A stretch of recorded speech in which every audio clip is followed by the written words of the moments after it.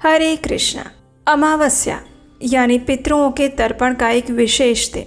ये एक ऐसी विशेष तिथि है जिस दिन चंद्रमा का दर्शन नहीं होता और ऐसे समय में कहा जाता है कि पितृलोक के द्वार खुल जाते हैं और उस समय में अगर पितरों के उद्धार हेतु जो भी तर्पण क्रिया, पिंडदान, श्राद्ध इत्यादि किया जाता है उसका फल उन्हें तुरंत मिल जाता है और इससे पितरों को मोक्ष भी प्राप्त होता है। तो चलिए ऐसी अमावस्या की पावन तिथि के अवसर पर हम एक पौराणिक कथा का श्रवण करते हैं। आइए आज की कथा आरंभ करते हैं।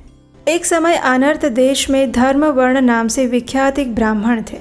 उन्होंने एक समय महात्मा मुनियों के सत्रयाग में सम्मिलित होने के लिए पुष्कर क्षेत्र की यात्रा की थी। उस समय व्रतधारी महर्षियों ने कलयुग की प्रशंसा करते हुए कहा, हे ऋषिगण, सतयुग में भगवान विष्णु को संतुष्ट करने वाला जो पुण्य 1 वर्ष में साध्य है वो त्रेता में 1 मास में और द्वापर में 15 दिनों में साध्य होता है। लेकिन कलयुग में भगवान विष्णु का स्मरण कर लेने से ही उससे 10 गुना अधिक पुण्य प्राप्त होता है। कली में बहुत थोड़ा पुण्य भी कोटि गुना हो जाता है। जो एक बार भी भगवान का नाम लेकर दया का दान करता है, दुर्भिक्ष में अन्न देता है, वो निश्चय ही ऊर्ध्वलोक में गमन कर जाता है। ये सुनकर देवर्षि नारद हंसते हुए उन्मत्त होकर नृत्य करने लगे। तब सभी सभासदों ने पूछा, हे नारद मुनि, क्या बात है? तब नारद मुनि ने हंसते हुए सभी से कहा, आप लोगों का कथन सत्य है, इसमें कोई संदेह नहीं है। फिर भी मैं आप लोगों से ये कहता हूँ कि कलयुग में ये 2 बातें अत्यंत मुश्किल है, दुर्घट है।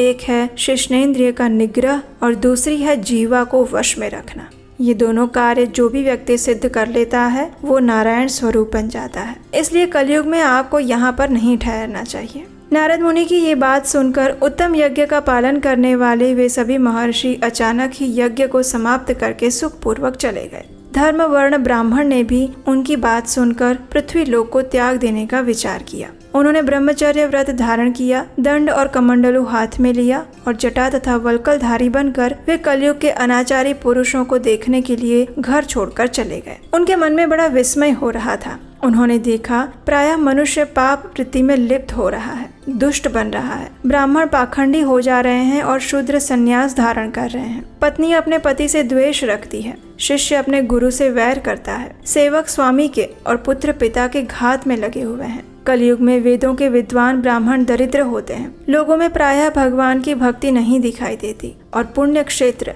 यानी धार्मिक स्थानों पर भी पाखंड बढ़ने लगता है। शूद्र लोग जटाधारी तपस्वी बनकर धर्म की व्याख्या करते हैं। कली में गुणहीन मनुष्य दूसरों के गुण ना देखकर उनके दोष ही ग्रहण करते हैं और उसी की चर्चा भी करते रहते हैं। ऋतुओं में उलटफेर हो जाता है, सब राष्ट्रों में अकाल पड़ता है, कन्या योग्य समय में संतान उत्पत्ति नहीं कर पाती। कली में प्रायः लोग श्राद्ध कर्म का त्याग कर देते हैं, वैदिक कर्मों को छोड़ देते हैं। इन सबको देखकर धर्म वर्ण को अत्यंत आश्चर्य हुआ और भय भी लगा। पाप से कुल की हानि होती देखकर वो आश्चर्य से चकित होकर दूसरे द्वीप में चले गए। सभी द्वीपों और लोकों में विचरण करते हुए बुद्धिमान धर्मवर्ण एक समय पितृलोक में गए। वहाँ उन्होंने कर्म से कष्ट पाते हुए पितरों को बड़ी भयंकर दशा में देखा। वे दौड़ते, रोते और गिरते पड़ते थे। उन्होंने अपने पितरों को भी नीचे अंधकूप में गिरा हुआ देखा। उनको देखकर वो दयालु धर्मवर्ण पूछने लगे, आप कौन हैं? किस दुस्तर कर्म के प्रभाव से इस अंधकूप में पड़े हैं? तब पितरों ने कहा, हम श्री वत्स गोत्र वाले हैं। पृथ्वी पर हमारी कोई संतान नहीं रह गई है, इसलिए हम श्राद्ध और पिंड से वंचित हैं और इसीलिए यहाँ हमें नर्क का कष्ट भोगना पड़ता है। संतानहीन दुरात्माओं का अंधकूप में पतन होता है। हमारे वंश में एक महायशस्वी पुरुष है जो धर्म वर्ण के नाम से विख्यात है, लेकिन वो विरक्त होकर अकेला घूमता फिरता रहता है। उसने गृहस्थ धर्म को नहीं स्वीकार किया। वो एक ही तंतु हमारे कुल में बचा हुआ था और उसकी भी आयु क्षीण हो जाने पर हम सभी लोग घोर अंधकूप में डूब जाएंगे, जहाँ से फिर बाहर निकलना असंभव होगा। इसलिए कृपा करके आप पृथ्वी पर जाइए और धर्म वर्ण को समझाइए, हम दया के पात्र हैं। उनसे ये कहिए कि हमारी वंश रूपा दुर्वा को काल रूपी चूहा प्रतिदिन खा रहा है। एक दिन हमारे सारे वंश का नाश हो जाएगा। तुम एक ही बचे हो। जब तुम मर जाओगे तो संतान परंपरा ना होने के कारण तुम्हें भी अंधकूप में गिरना पड़ेगा। इसलिए गृहस्थ धर्म का स्वीकार करो, संतान की वृद्धि करो, इससे हमारी और तुम्हारी दोनों की ऊर्ध्व गति होगी। अगर एक भी पुत्र वैशाख, माघ या कार्तिक मास में हमारे उद्देश्य से स्नान, श्राद्ध और दान करेगा तो उससे हम लोगों की ऊर्ध्व गति हो जाएगी और नरक से उद्धार हो जाएगा। इस प्रकार प्रिय वचनों द्वारा धर्म वर्ण को समझाकर तुम उसे विरक्ति पूर्ण ब्रह्मचर्य आश्रम से निकालकर गृहस्थ आश्रम में प्रवेश करने की सलाह देना। पितरों की ये सारी बात सुनकर धर्मवर्ण अत्यंत विस्मित हुआ। उसने हाथ जोड़कर कहा, मैं ही धर्मवर्ण नाम से विख्यात आपके वंश का दुराग्रही बालक हूँ। यज्ञ में महात्मा नारद जी का वचन सुन लिया था कि कलयुग में कोई भी रसनेन्द्रिय और शिष्णेन्द्रिय को दृढ़ता पूर्वक संयम में नहीं रखता, और इसीलिए मैं दुर्जनों की संगति से भयभीत हो गया और दूसरे द्वीपों में घूमता रहा। कलयुग के 3 चरण बीत गए हैं। अंतिम चरण में भी 3.5 भाग व्यतीत हो चुके हैं। मेरा जन्म व्यर्थ बीता है, लेकिन अब मैं आप लोगों की आज्ञा का पालन करूंगा। बताइए, पृथ्वी पर किस प्रकार मुझे कलयुग से और संसार से बाधा नहीं प्राप्त होगी? ये सुनकर पितरों के मन को शांति मिली और उन्होंने धर्मवर्ण से कहा, हे बेटा, तुम गृहस्थ आश्रम स्वीकार करके संतान उत्पत्ति के द्वारा हमारा उद्धार करो। जो भगवान विष्णु की कथा सुनते हैं, निरंतर श्री हरि का स्मरण करते हैं, सदाचार का पालन करते हैं, उन्हें कलयुग बाधा नहीं पहुंचाता। जिसके घर में शालिग्राम शिला और महाभारत की पुस्तक हो, उसे भी कलयुग बाधा नहीं देता।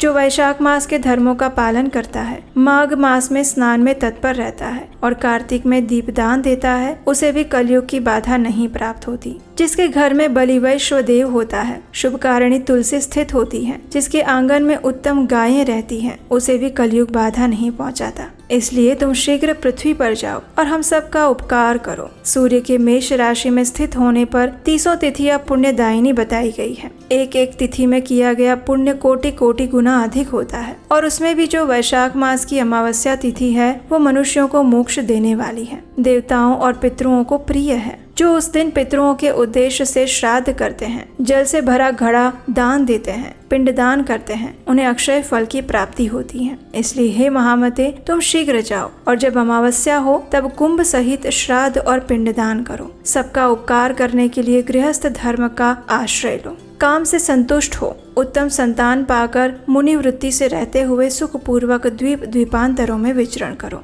इस प्रकार अपने पितरों के आदेश प्राप्त करने पर धर्मवर्ण मुनि शीघ्रता से भूलोक में गए। वहाँ मेष राशि में सूर्य के स्थित रहते हुए प्रातः काल में स्नान करके देवताओं, ऋषियों और पितरों का तर्पण किया। फिर कुंभ दान सहित पाप विनाशक श्राद्ध करके उसके द्वारा पितरों को पुनरावृत्ति रहित मुक्ति प्रदान की, और फिर स्वयं विवाह करके उत्तम संतान को जन्म दिया और लोक में उस पापनाशिनी अमावस्या तिथि को प्रसिद्ध किया। तो ये थी इस वैशाख मास की विशेष अमावस्या की कथा।